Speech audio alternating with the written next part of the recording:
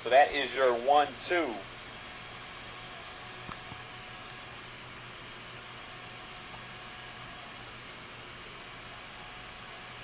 We'll try to get that runner for you. Looks like bib number 1012, Trevor Capstani for the Southern Cal Road Runners. And as soon as I say that, does a big move now. That looks like hip number 4. That is Jinx America. They just won the youth girls 4x8. Jinx America coming in not with one of the fastest times again, coming in with 10:14.20. But Jinx America now taking the lead. The Southern Cal Road Runners dropping to second. Speed City in third.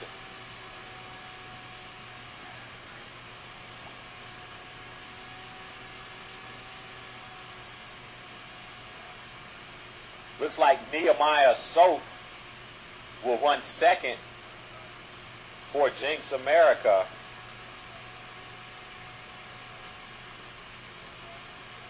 Austin Tamagno,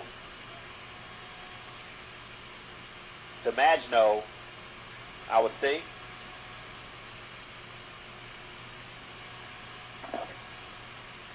Probably Tamagno. I think I had it right the first time. Tamango or Tamango. It was a good try. It was. It was a good try. We'll just say Austin right now, making a move. Oh, and Jinx America, Soap got the baton knocked out of his hand. Unfortunate. But that is Southern Cal. Now your leader, Jinx, drops back. And now South Orange County Wildcats now moving up. They're in second. So Southern Cal, South Orange, that's your 1-2. Speed City still consistently in that third spot. As we go to the second lap, second leg.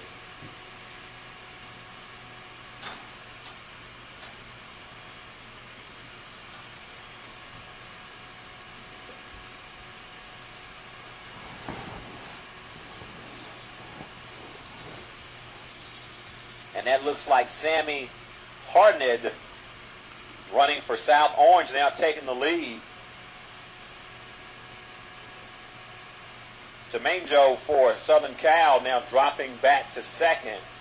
Speed City in third.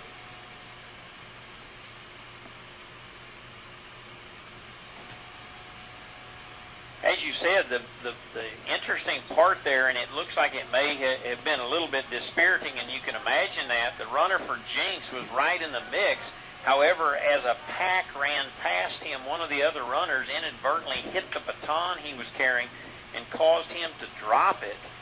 And by the time he realized what had happened, he was probably 100 yards behind the baton, and he had to go back and get it. So, as we go to the next leg, I believe that is for South Orange, it's 10:31, which is Kyle Jacobs. You see him going down the backstretch right now. For Southern Cal, bib number 1014, Jonathan Jimenez. That's your 1-2. Again, Speed City still holding consistent in that third place spot.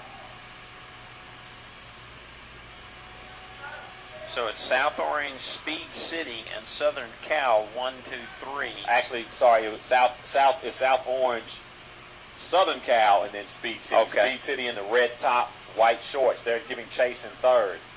And this is the anchor leg. Looks like we'll go to the final lap of the anchor leg. Again, we'll see if Jacobs can hold on with Jimenez closing that gap for Southern Cal Road Runners. Jimenez looking strong. Jacobs laboring just a little bit. They have about a 300 to go. We'll see if Jacobs can hold on. And I think the challenge is going to be if Jimenez gets right up on his shoulder, does Kyle Jacobs have anything left? It's Jimenez that looks like the stronger of the two runners, but you never know once they get shoulder to shoulder. Jimenez looking awfully strong, putting himself in position. If Jacobs can hold on, again, Jimenez using a lot of strength to get to Jacobs, closing that gap ever so slightly, about a 1 to 2 meter lead. As they get ready to come off the turn, this should be a good one. Jimenez trying to put himself in position to try to go on the outside, almost like a slingshot coming off that curve, going down the home stretch. Jimenez trying to come in. He's going to go on the outside. Jacobs picks it up. Jimenez will take it as we go. I'm sorry, we have to go to the final leg. I was thinking that was the anchor leg. My apologies, that was third. So Jimenez put the Southern Cal Roadrunners in excellent position, and this should set up for an excellent anchor. I tell you, it took him longer to track down Kyle Jacobs than I thought that it would, Al, as I pulled the board off our stand there. It took longer than I thought it would to track him down. He just did do that. Out on the track is Philip Rocha for Southern Cal. He's running their anchor leg, and in close pursuit now, right behind him from South Orange County, will track down that number. As you said, this is really setting up to be a great finish. Rocha trying to open some lead. However, the South Orange County runner doing his best to keep that gap from opening.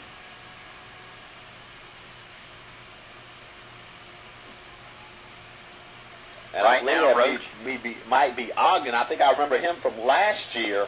We'll check to see if that is Ogden for South Orange. If it is, in fact, he was one of the runners in last year's meets out in Illinois and then again in California. And it is Ogden, bib number 1033. Bib number 1033. So it's two of the athletes that we saw run as individual runners last year running against each other. Philip Rocha and Jacob Ogden, they're familiar with each other from individual races, and so we'll see how this last 200 meters plays out here in the anchor leg of the 4x800 meter relay.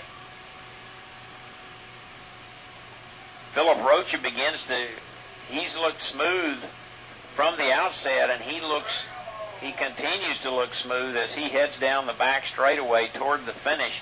And I don't believe Jacob Ogden's going to have enough in the tank in this race at least to track him down. Yep, it looks like that's how they will finish. Southern Cal Roadrunners coming in with the best time of 8:50.03. They will improve that 8:49.22. South Orange coming in second, 8:52.99, which is a huge jump. Their best was 9:03. Not a huge jump, but significantly better. 9:03.15 coming in. So those are your top two. Congratulations to the Southern Cal Roadrunners they will be your youth boys 4x8 champions. Speed City held consistently all race in that third place spot. They will come in at 9:16.02.